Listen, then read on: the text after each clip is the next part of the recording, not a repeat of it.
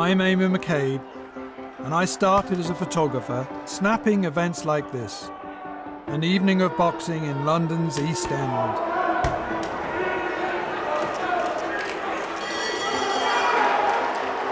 I made my name when my photographs began to appear in the Observer newspaper, capturing the sheer drama of sport, the heroism, sadly also the tragedy.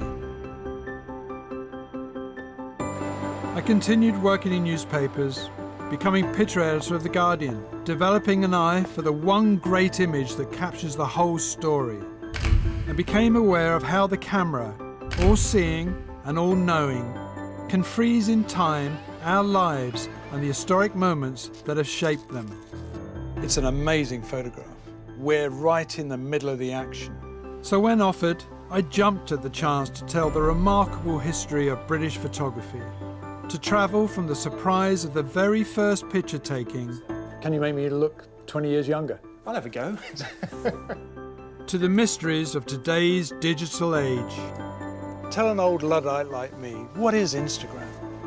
To find out about photographers past and present, and the unforgettable pictures they took. Understand the science that made their art possible, and the changing ways we have consumed the photograph over the 182 years since its invention. In this first of 3 programs, I'm going back to the beginning, back to the 19th century and the rapid rise of the photograph in British life.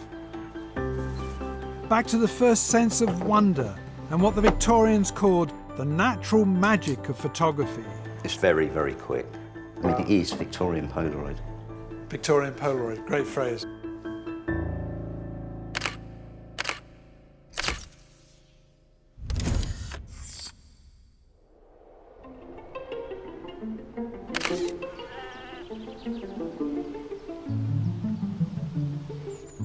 In the summer of 1835, landed gentleman and polymath Henry Fox Talbot was seen purposefully walking in and around his country house here at Laycock Abbey in Wiltshire.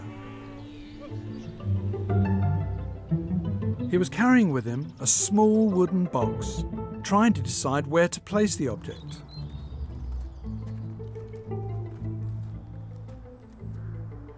What was Fox Talbot up to with his curious behaviour? Well, he was inventing British photography. And this is the mysterious device. It's actually a replica of Talbot's first camera, fitted with a lens from one of his own microscopes, and with this he was to attempt to take Britain's first ever photographs. With one image, taken in front of this window in the Abbey's South Gallery, Fox Talbot laid the foundations for British photography. Inside, curator at Laycock, Roger Watson, explained to me how. There was a fireplace across from the window. He set the camera on the mantelpiece. Amazing. I think that he set them around the house. That's why his wife referred to them as mousetraps. Ah, right. Because she kept seeing these little boxes all over the house. And what was inside this tiny box? It was very simple. It was a piece of writing paper that had been coated first with a salt solution and then coated with silver nitrate, and the two mixed together to create silver chloride, which is sensitive to light, and that's all you need. Can you show me exactly what came out of this tiny camera? It's a little disappointing when you first see it because it's so tiny. I've got it in my pocket here.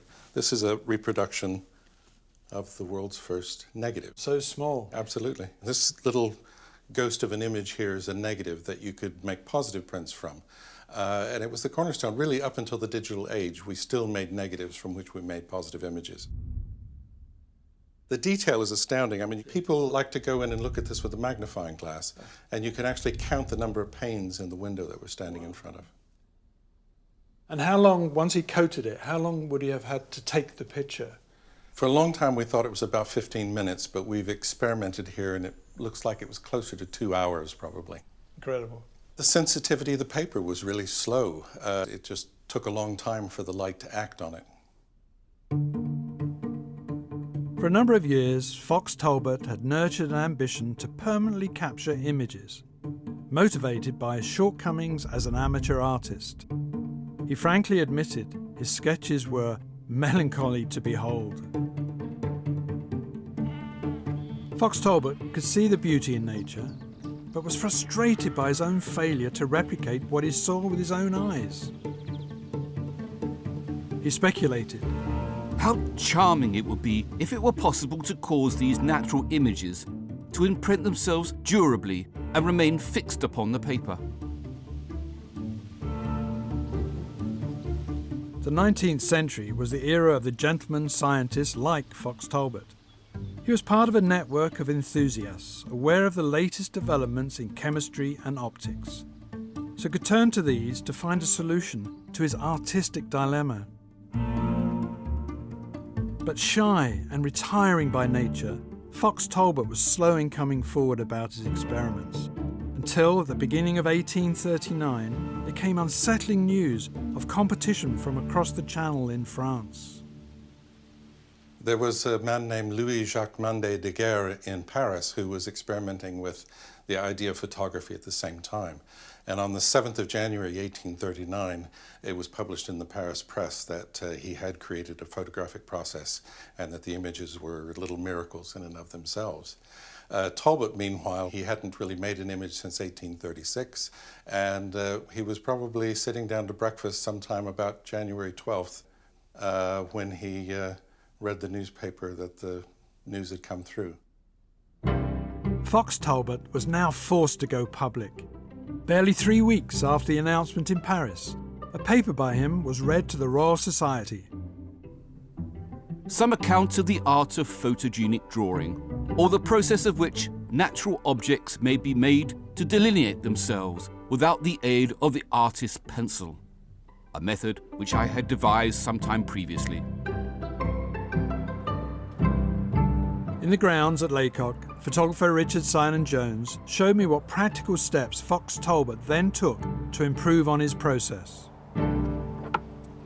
Here, Richard has taken an image of the Abbey using a replica of the bigger camera that Fox Talbot had ordered, equipped with better lenses. No f-stops on the lens. Thanks for reminding me. There we go.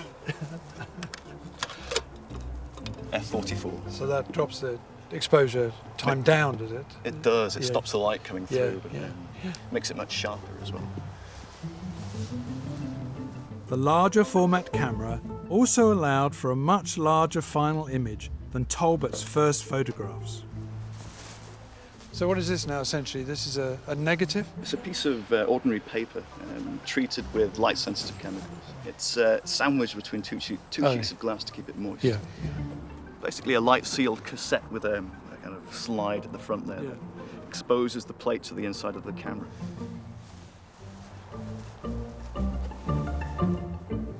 So you focused up already, you've done your aperture, Lens cap's on, aperture's in. you've got a good idea of exposure time. Yeah, 20 minutes. Because of improvements to the chemical coating of the negative, exposure time shortened from hours to minutes. Here, Richard exposed the photographic plate for 20 minutes, and here is the result. And I think what Richard has produced is truly magical.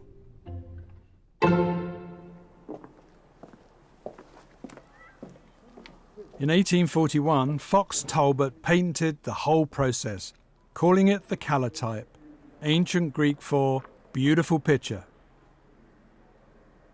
In the courtyard, he took photographs that showed a grasp of composition and framing. For example, the ladder. And this homage to Dutch painting, the open door, with its atmospheric use of light and shadow. And now there was a word for capturing images with a camera, first used by astronomer Sir John Herschel. Herschel called it photography, Greek for light drawing. Beyond Laycock, others took up the calotype process. In Scotland, painter David Octavius Hill and chemist Robert Adamson used it to produce portraits rather than images of buildings and nature. Like these wonderful photographs of New Haven fishermen who appear so confident in front of the camera. But Fox Talbot's technique had its limitations. It was unpredictable, with the positive prints from his negatives often muddy or grainy. One artist, struggling to make a living, was disappointed by the calotype. Butcher's son, Frederick Scott Archer, was a sculptor who wanted to make a record of his work to help it sell.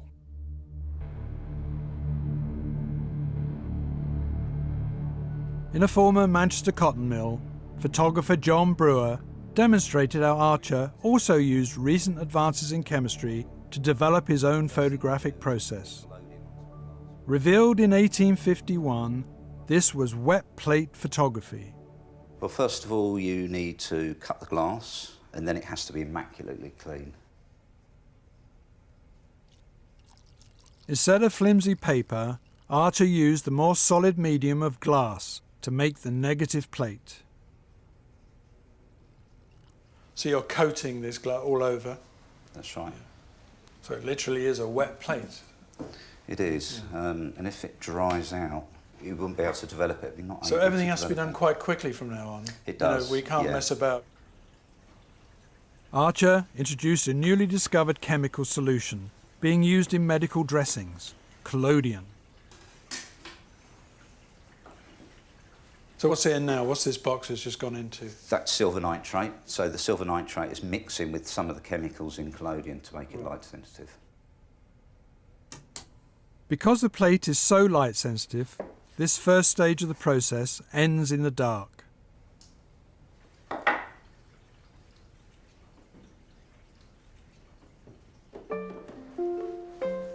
The next stage takes place on the studio floor where I have my photograph taken. The prepared wet plate is exposed to record an image of my ugly mug. Okay, so I'm just checking the focus onto the eyes. How long do you have to take my picture? Really, just a couple of minutes. Wow. So we need to work really fast. So I'm going for an exposure here of 20 seconds. So I'll shut up now and not move, right? Now you can breathe. I can breathe. And you Good. can blink. Oh, right. Okay. So we use a top hat as a shutter. I love your shutter covers. Brilliant. Okay, 3, 2, 1. Wet plate photography greatly speeded up exposure times. Within a decade, we'd gone from 20 minutes needed by Richard at Laycock to the 20 seconds it's taken John here. Well, that was painless. The last stage, back in the dark, is where the image finally appears. We've taken the photograph. We beetled it back to the darkroom. What is that you're pouring on That's now? developer. Right. It's that moment of nervousness and anticipation I remember from my own darkroom days. That waiting for the photographic image magically to appear.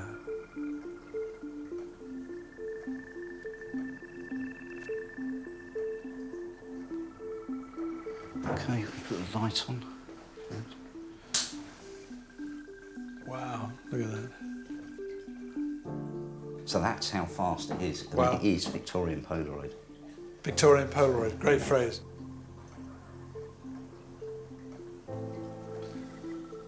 Wow, look at the quality of that. That's superb. Shame about the bloke in it, but it's a superb neg.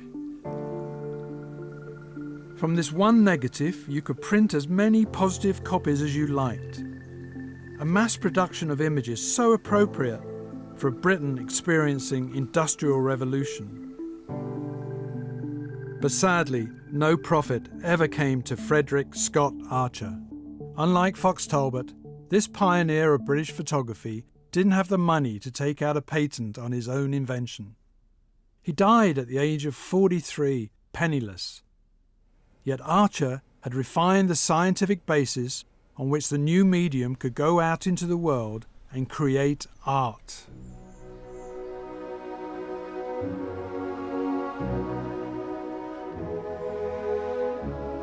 One of the first to realise photography's unprecedented fusion of art and science, came here during the summer of 1854 to Bolton Abbey in Yorkshire and the surrounding Wharfe Valley. Roger Fenton was a founder member of the Photographic Society, dedicated to raising technical standards, but also to making photography into a fine art.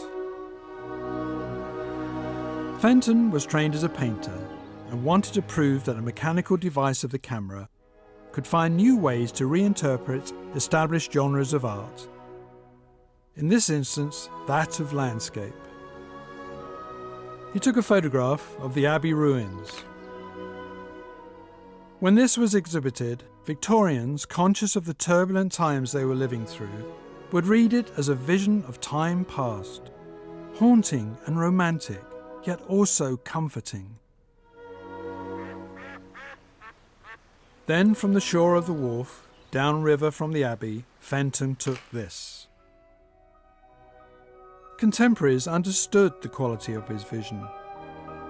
He seems to be to photography what Turner was to painting, wrote one critic.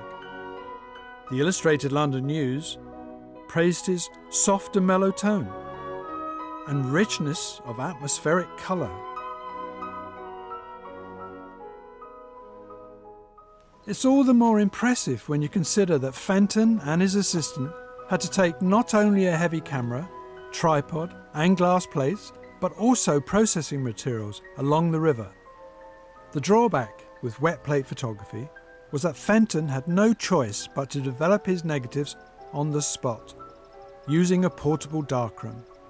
Any delay with the wet plate drying spelt disaster. So it was a real challenge to take a photograph here, on the slippery rocks where the river narrows into a torrent of roaring water. Yet he made a masterpiece, evoking the sublime and the sheer force of nature. On the very spot this was taken, I talked to photo historian Colin Harding. Now, I was always told never to shoot into bright light. When he did it so up here, do you think he knew what he was doing? I think he did. The idea was that you use light behind you, but Fenton was prepared to push the boundaries. And if he pointed his lens towards the light, he would create this dramatic atmospheric effect where the sky seems to merge into the water, creating this almost a slice between the two banks, reinforcing this sense of the narrow gorge. So you get this wonderful effect of the movement of the water captured over the long exposure, framed by the figures of the fishermen immobile on the banks of the river. Does this photograph taken here bring something new to what people would have expected? The tradition of the figure in landscape, the romantic paintings, German romanticism of the 19th century, he knew all of that. But what he was able to do was to use photography, to use the framing of composition to create something which is different. Taking the old traditions, but extending them to create new effects. So taking the effects that Turner created with paint, but using light to create those effects. So not abandoning tradition, but incorporating tradition and building on it to create something new, a particular photographic aesthetic.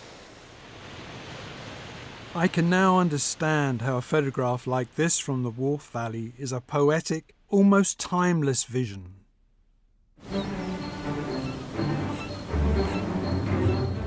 But the camera could also capture the here and now, the news, those truly momentous events making Britain the most powerful nation in the world. At Napier Yard in the Isle of Dogs, in London's Docklands, photographer Robert Howlett did exactly this. Howlett had helped set up a business to make money out of picture taking, with premises on Bond Street. In 1857, he was hired to photograph the most ambitious project so far from the greatest engineer of the time, Isambard Kingdom Brunel. Brunel wanted his creation of the Great Eastern Steamship to be recorded, celebrated and immortalised, not by any old media, but by the power of photography. Howlett photographed this site many times to chronicle the building of what was claimed to be the largest movable object ever to sail on the high seas. And he rose to the challenge of conveying the massive scale of his subjects. His photographs showing a ship 692 feet long and weighing 18,000 tons.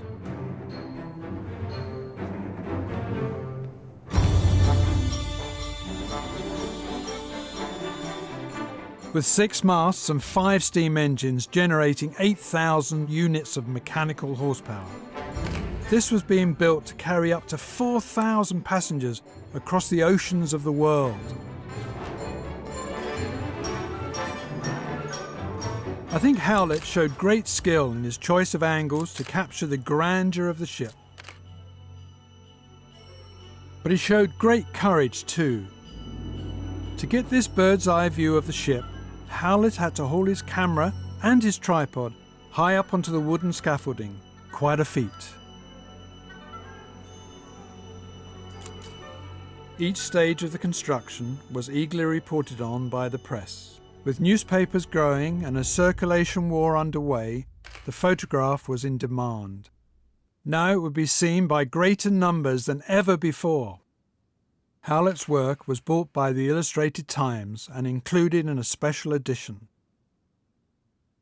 Each photograph had to be copied by an engraver who made a woodblock version of the image. Until later printing techniques, this was the only way a photograph could appear in a newspaper.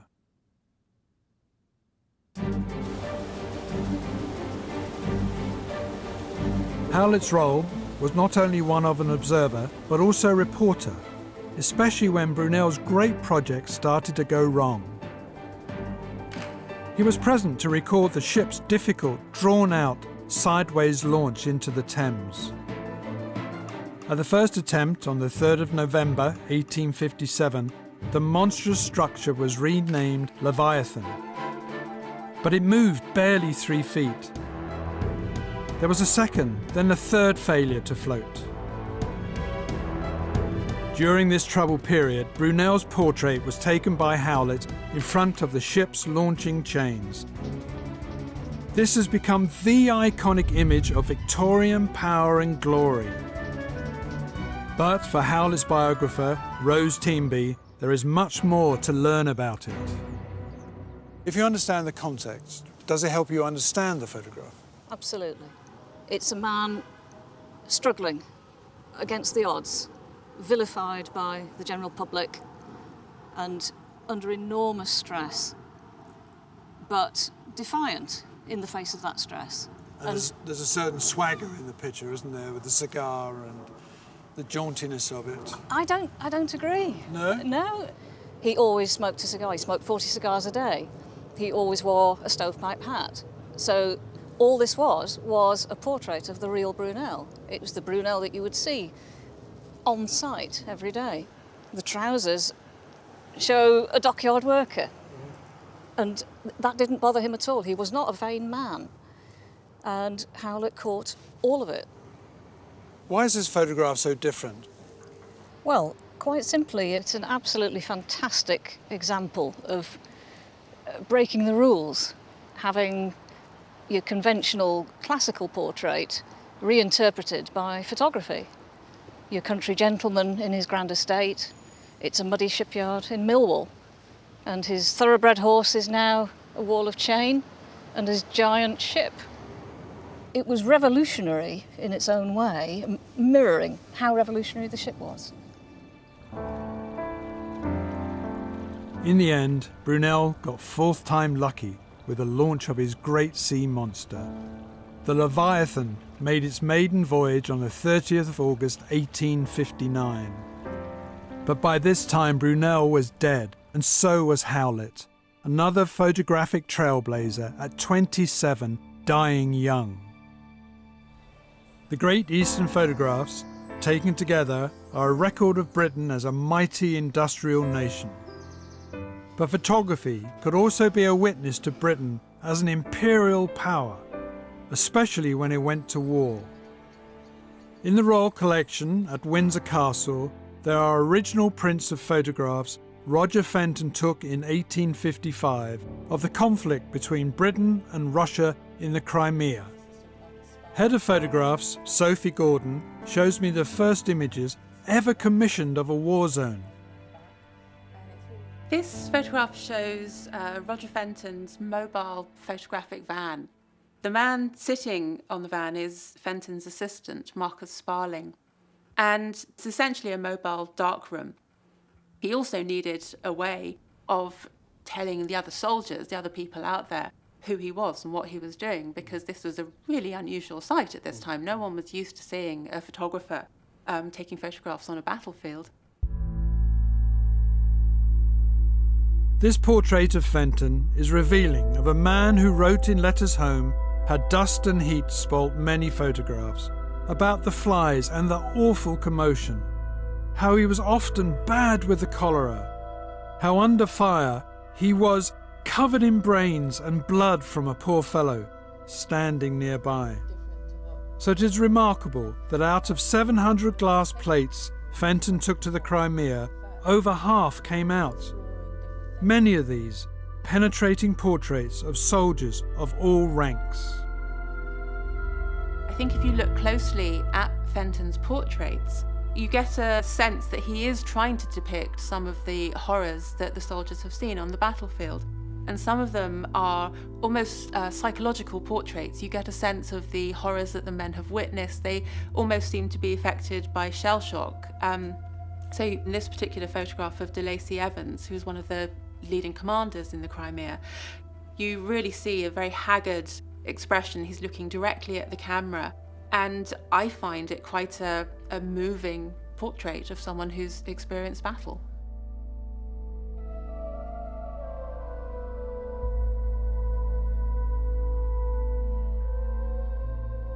Fenton is creating this new genre. There had never been a photographer photographing war before this to such a degree. He's not taking images of the battle unfolding, but he's taking photographs that interpret and that present and that comment on war, and that is essentially war photography. This photograph is of the main British cemetery on Cathcart Hill. Sophie encourages me to see it through Victorian eyes. In the middle ground, we have a group of officers who are looking down towards Sebastopol, and it's that interesting juxtaposition between active, on-duty soldiers who are then standing next to the graveyard where the bodies of their dead comrades are now buried. That is so striking in this particular image. It's a very moving portrait, I think, when you think about that juxtaposition. This is the most celebrated photograph that Fenton took during the Crimean War, the Valley of the Shadow of Death. Yet there is no fighting here, no dead bodies, just a landscape with cannonballs. This is an extraordinary, almost iconic now, image of war. And it shows such stillness and silence on the battlefield. We can see a ravine that runs between the British lines and Russian fortifications, and there are cannonballs scattered along the path. Now, there's some controversy over this image, because there is, in fact, a second image, almost identical, apart from the fact that there are no cannonballs in it. And it's often discussed as whether Fenton manipulated his images. And obviously, he either put the cannonballs there or he removed them. But I don't think that really matters. But that is the one question every photographer wants to know, isn't it? Did he move them? Well, you have to remember that in the 1850s, all photographs would have been staged. Everything was deliberate, was carefully prepared, carefully staged, managed. Even the portraits were very thoughtful and well prepared.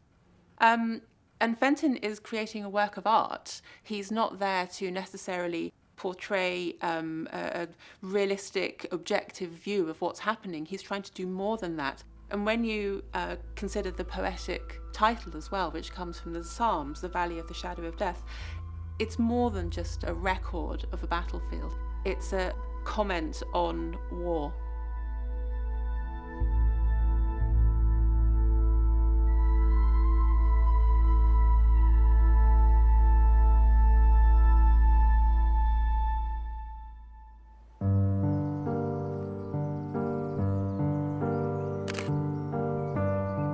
In 1860, Roger Fenton returned to Yorkshire. His brother-in-law was the estate manager at Harewood House, and Fenton was asked to record its recent extension and modernisation.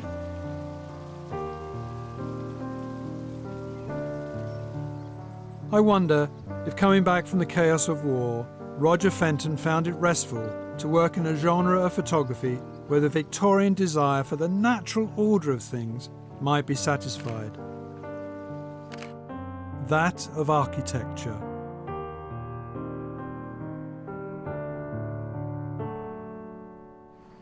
However, barely 2 years after his visit to Harewood, Fenton gave up photography. It was announced in October 1862 that all his camera equipment and large format negatives were for sale. Over 11 years, taking nearly 2,000 photographs, Fenton had wanted to elevate his medium of expression to the point where it could be accepted as an art form. But this life's work was coming under threat, because by the 1860s, photography was not so much concerned with art, but with commerce.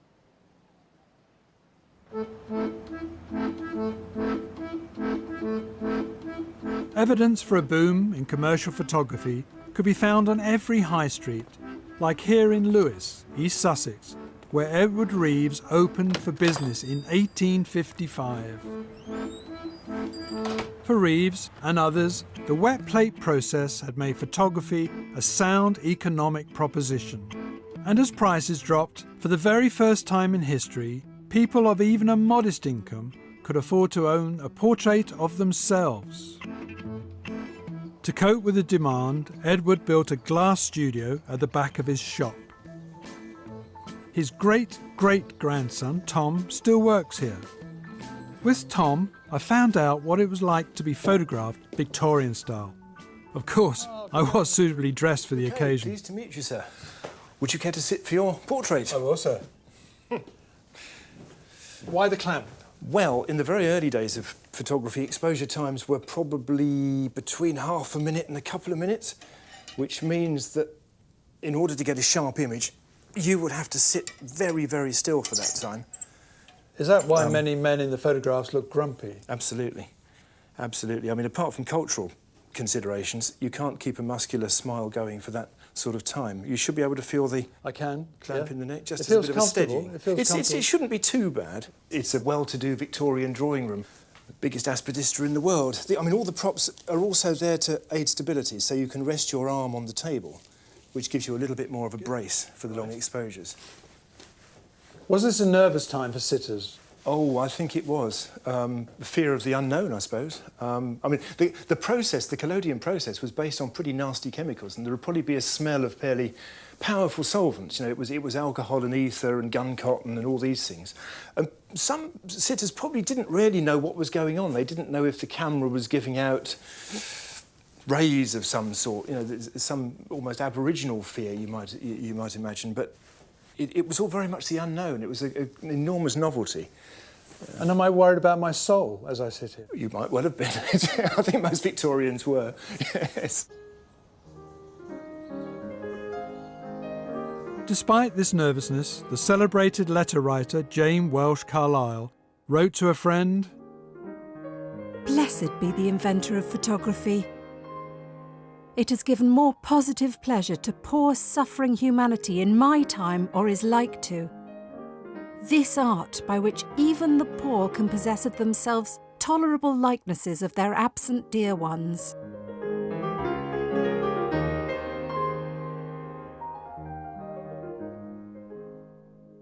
Did people want to look really good? I mean, say you make the negative and I'm upset about my broken nose. Can you do something about that? Absolutely. You're using a glass plate of about so big on this camera, which means that you can actually physically retouch it with a pencil or a paintbrush. You can fill in those bags under the eyes, the little wrinkles, mend the broken nose, or fill in. Everything was possible. This sort of commissioned photography was commissioned to flatter. No use taking a picture that looked wonderfully realistic but nobody was going to buy. So yes, it was all about making people look good. Can you make me look 20 years younger? I'll have a go. the image is focused on a ground glass screen at the back, so I Right. go under the... So you're going under there to focus on me. That's right, Yeah. that's right. Under the dark cloth, I can then see you upside down on the ground glass screen.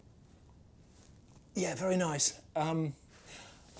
Trouble is, that camera doesn't actually work. This one does. So, can I take your picture? It seems a sacrilege to do it on digital, but let's do it. Oh, got me. Excellent. And... Photography was being assimilated into daily life with astonishing speed. A Lady Eastlake observed that a photograph could be found in the most sumptuous saloon and the dingiest attic. and it had one most regal fan. There was perhaps no more sumptuous saloon in the land than Osborne House, Queen Victoria's summer residence on the Isle of Wight. From the very beginning of her reign, she was an enthusiastic collector of photographs that filled the rooms of her royal palaces.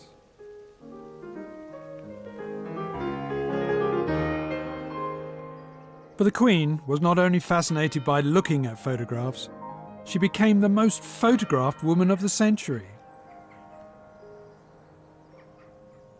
When facing the camera, the Queen showed both a public and a private face.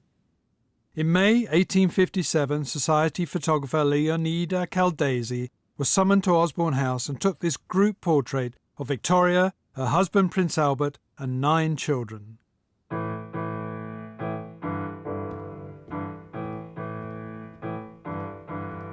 A photograph like this was either framed or gathered together in a family album, on view only to the Queen and family in her private quarters.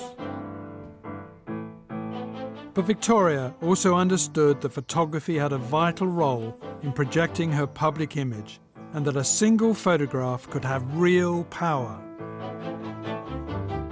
With Sophie Gordon again, it is fascinating to see in the Royal Collection the kind of photographs the Queen agreed to be released, allowing the Victoria brand to be sold nationwide.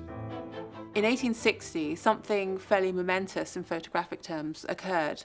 For the first time, the Queen gave permission for a photograph of herself to be released to the public. The photographs were issued in the format known as carte de visite, collected here by the Queen in this album.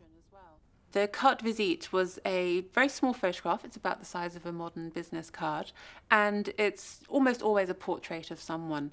And in the late 1850s, the taking of these and the collecting of these by people became a craze. People bought them in their hundreds, of themselves, their families, but also of celebrities. So she became part of this cartomania, this craze for collecting carte de visite. The Queen herself also collected carte de visite, and she would have her ladies-in-waiting write to the wives of well-known men of the time, ask them to send her their portraits so she could put them into her photograph album.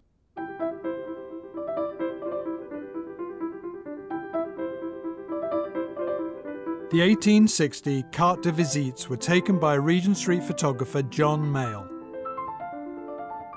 Mayall's photographs of Queen Victoria and Prince Albert are quite surprising, really, because they show a young married couple that it doesn't necessarily suggest that this is a portrait of the Queen and the Prince Consort. There's no regalia, there's no crown or anything to indicate that this is the monarch.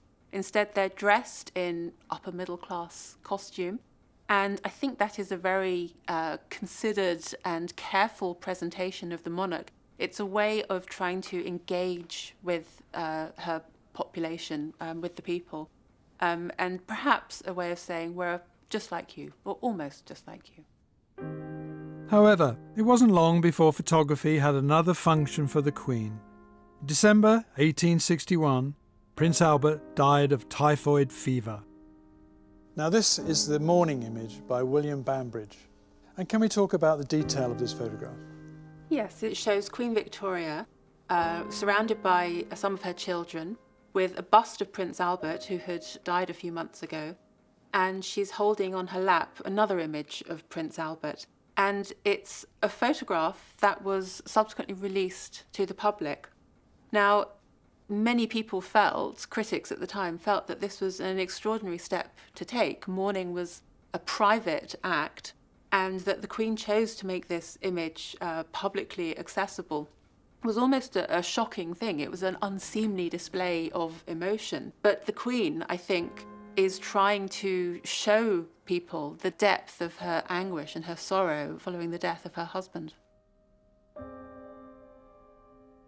Later in her reign, the impression to be conveyed by her portraits was different again. Sophie shows me this by Alexander Pisano, released to mark her Golden Jubilee in 1887. It's a photograph that is designed to show a powerful queen. It's a very statuesque image. The Queen is wearing an elaborate costume with jewellery and with some insignia as well. And of course there is the very small crown, which Queen Victoria is particularly known for.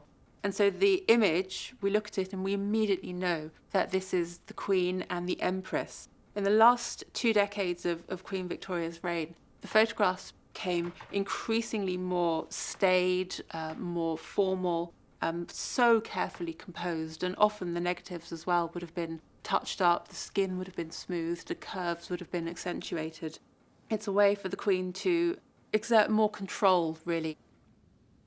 Control. I think that's the right word for Victorian portraits from the Queen downwards. Each an expression of stiff formality in front of the camera.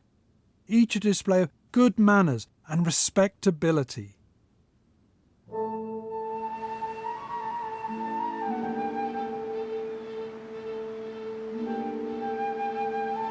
But one photographer questioned all this, bringing a bohemian spirit to British photography. This was Julia Margaret Cameron, who in 1860 arrived with her husband and family to live in Freshwater Bay on the Isle of Wight. They bought 2 cottages from a local sailor and knocked them into one, naming it Dimbola Lodge, after the coffee plantations they owned in Ceylon. Cameron turned a chicken coop into a studio, a coal shed into a darkroom, and got down to create an extraordinary body of work.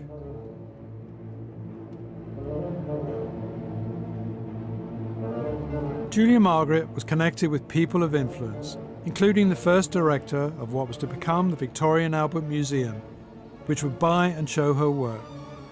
In the V&A library, I met curator Marta Weiss, who began our conversation by showing me an original print of the first photograph that Cameron felt really confident about. Why do you think Cameron called this her first real success? So this is her photograph of a little girl called Annie. She was the daughter of a family who was staying in the Isle of Wight, where Julia Margaret Cameron lived. And Cameron made this photograph in January 1864. She'd been given her first camera at Christmas 1863. So this is taken within a month of her receiving her first camera as a gift from her daughter and son-in-law. And there's something I find so incredibly modern about this photograph. I think when you look at it, this little girl who was photographed in 1864 could have been photographed in 1934 or in 2004. There's something really timeless about it. And it's also indicative of what a sensitive photographer of children Cameron was. There's no particular background. The only strong detail in it is this button. It's one of the things that's in sharpest focus in the photograph. Now, who am I to criticise Cameron? But this picture's out of focus. Now, if I was to hand that in at the weekend to the Observer magazine, I'd never get it published. What did people think of it at the time? Cameron's use of focus was controversial in her own time. She claims that she came to the technique accidentally, but then proceeded to use it on purpose. She said that, you know, when other photographers take photographs, they screw the lens on until the image looks sharp. And I just focus it until it looks beautiful. That was her goal. She used the word beauty a lot. And Cameron was very consciously trying to make photographs that were works of art. Marta then talked to me about the portrait of a man who connected her to the birth of photography and who first introduced her to the medium, Sir John Herschel. Again, the photograph is quite close, So we see her really pioneering the close-up here. Rather than there being any sign of his contemporary clothing, she's chosen to drape him in velvet. He has a dark cap on his head, and he's got a dark background. And so with his fluffy kind of halo of hair, he seems to just be emerging out of the darkness. And this very dramatic use of light and dark is typical of Cameron's style. There's something else at play here. Do you think she's searching for a psychological depth in her sitters? Absolutely. She also said that when she photographed people such as Herschel, she actually felt that the process for her was a kind of embodiment of prayer. So she herself is in a way worshipping these men in general that she saw as geniuses.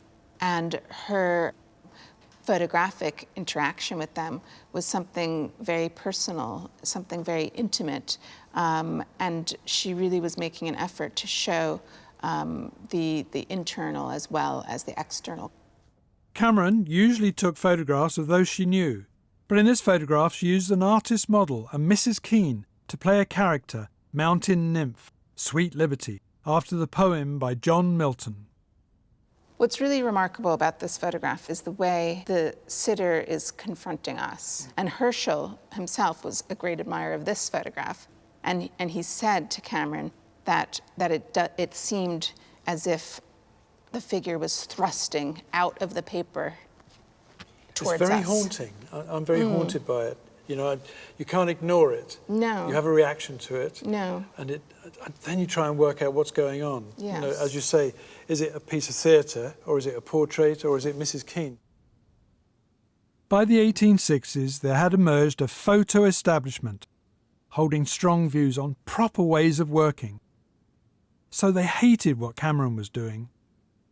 Her work was absolutely attacked by critics. They accused Cameron of slovenly manipulation, not only of her deliberate use of soft focus. There are all sorts of streaks and smudges and bits of dust and so on that are apparent in Cameron's photographs. Today, I think we can appreciate those as traces of the artist's hand, but to her photographic contemporaries, these were just signs of incompetence and carelessness. And I also think that there was a sexist element to the critical attacks on her, that here, you know, how dare a woman come along and try and make a name for herself in photography. Undeterred by the attacks, Julia Margaret Cameron continued to take photographs. Then, 11 years after the first success of Annie, she and her husband left their Isle of Wight home to go back to the family estate in Ceylon. With them, on the voyage, went her photographic equipment, but also 2 coffins, in readiness for their deaths. She died in 1879.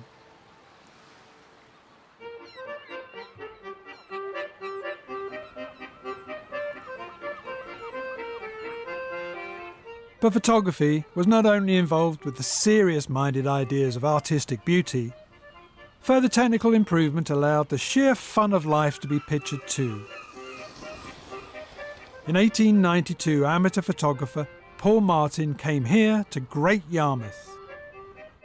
He was by trade a wood engraver, creating illustrations for newspapers and magazines, often, as we have seen, from photographic images. But on lunch breaks near his London workplace and on holidays, Martin always had a camera with him, and he was greatly helped by the arrival of dry plate photography. As a photographer, I love this old language. Snapshot plates, the best possible plates for rapid hand camera work, and all extremely quick exposures. And this great line, to be opened only in dull ruby light. Now here we have them. These are called dry plates. These made photographers' lives so much easier. You bought them ready-made. You took your picture, then you took them home and processed at your leisure. No more dragging around the portable darkroom and those horrible smelly chemicals.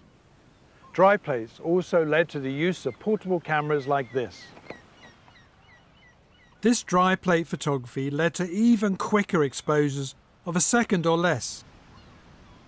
You now needed a mechanical aid to control light entering the camera, so the shutter was introduced. And quicker exposures also meant you no longer needed a tripod, and as a consequence cameras became smaller and handheld. With this new technology, Paul Martin was able to take a new kind of photograph, the snapshot. Before, photography was a self-conscious exercise, everything rigorously staged and composed. Now, a photographer like Martin was liberated to be so much more spontaneous and instinctive in his picture taking. But this in turn demanded that snappers learn the discipline of waiting for the right shot.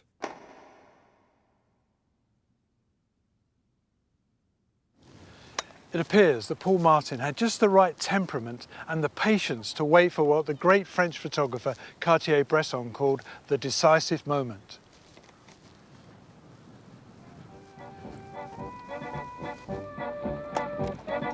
Look again at Martin's photographs and you can appreciate this.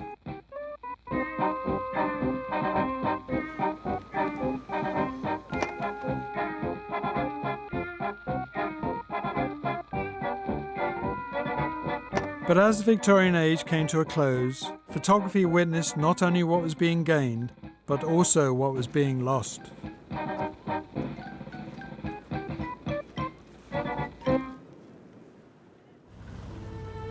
Only miles inland from the Norfolk coast, a photographer set about recording a way of life he feared was under threat. And in doing so, he would create some of the most beautiful photographic images yet seen.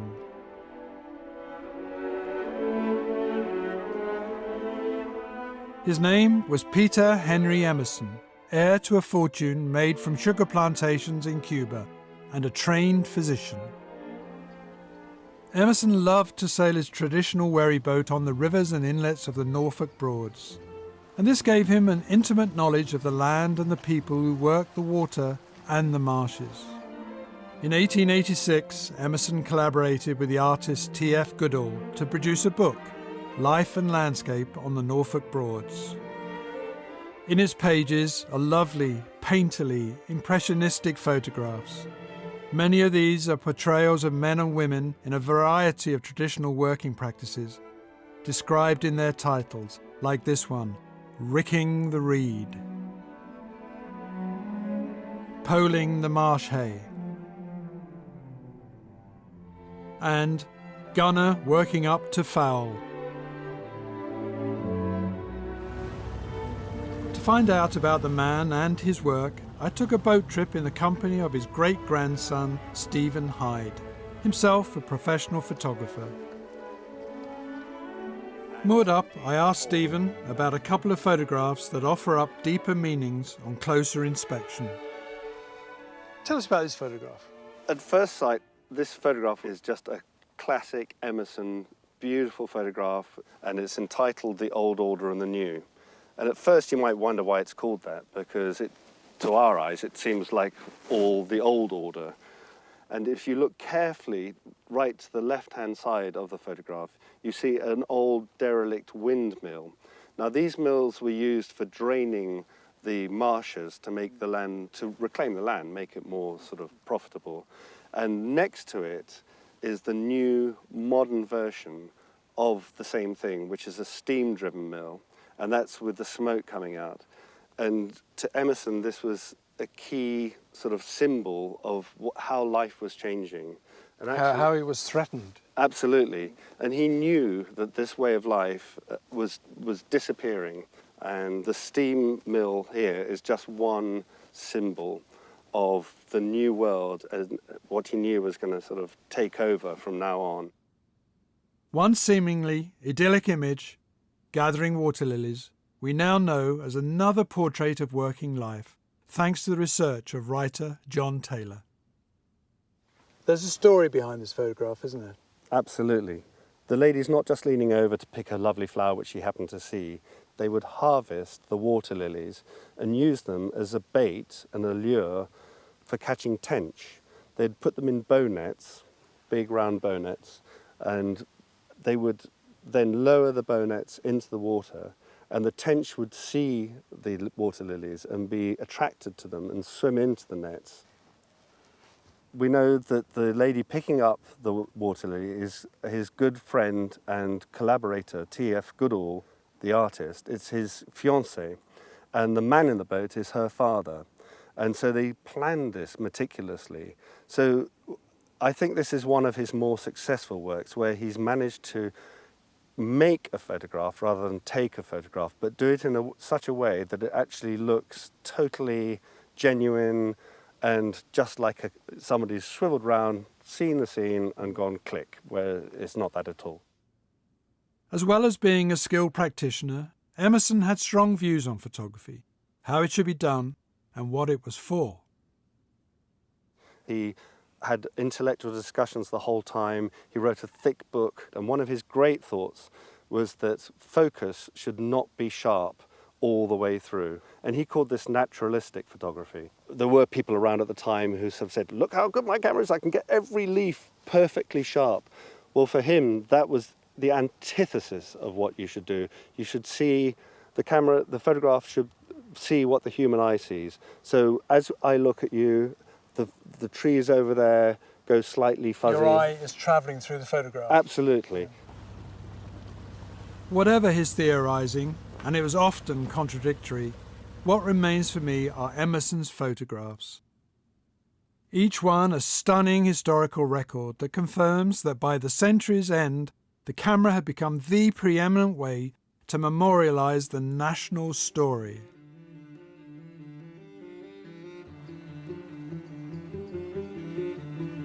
To end this episode, I've gone from Norfolk back to Wiltshire and Laycock Abbey, where I began. On reflection, and what impresses me most, is how far photography had travelled in the 60 years since that first experiment by Fox Talbot here by this window.